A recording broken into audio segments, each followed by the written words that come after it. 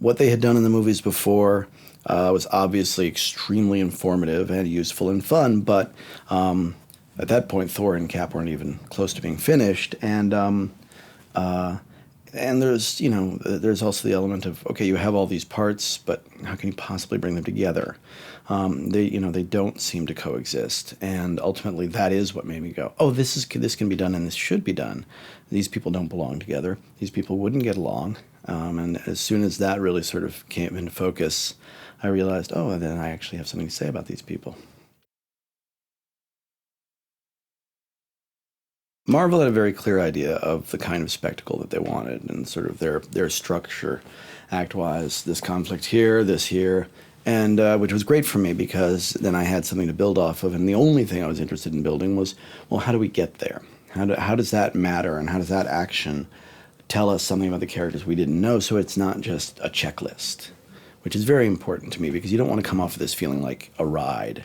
You want to come off of this, and there'll be some riding, God knows, but you want to come off of it feeling like, you got told a story. And so the only thing I really had to worry about was motivating it, was making it matter to these people and making these people matter to the audience. Obviously, Black Widow is a fun character and was played by Scarlett Johansson, 2 points in her favor. She's also a woman. And I was very clear from the start, you cannot have an all-male team. You just can't do it. It's not acceptable. The thing about Sam is I always think that there are two of him. He's famous for the sort of bravura, Pulp Fiction, speechifying. This is a guy who can, out moxie anybody in the room. But of course, as a huge Unbreakable fan, I'm also very much in love with the great well of sadness that he brings, and I told him from the very beginning, and my biggest note throughout the film was less shaft, more glass. Because what I wanted to see was a guy who, yeah, could absolutely command a room with his voice, could absolutely be the guy you would never question was in charge of this enormous organization and everything around it, could be a guy who would do stuff that was morally compromised, yet absolutely necessary, but at the same time would feel the burden of that. To be the leader means to separate yourself from everybody else. Mark was my first wish. Like I made a list of a very short list, and Mark was at the head of it. He was the guy I wanted, and Marvel. And I said, look, I think we want a completely fresh take on this, and I think I know the guy for it. And they're like, well, we're not sure unless it's Mark Ruffalo. We don't even know if. And I was like, what? I just froze. I was like, you got to be kidding. You did not just say that. And then I showed them my list that I had in my wallet, a little piece of paper.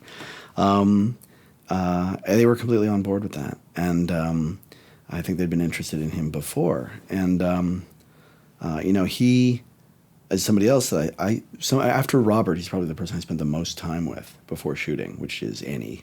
And, just talking about anger and how it manifests and different kinds, and so that we could get the Hulk away from being this roaring creature.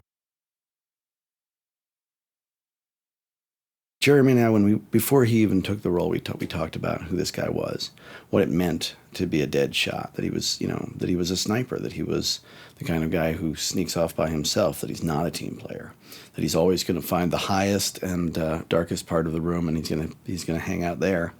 So that vision of him as just a guy, a real agent, as opposed to a hero, was very useful, and also his relationship with Widow was enormously useful.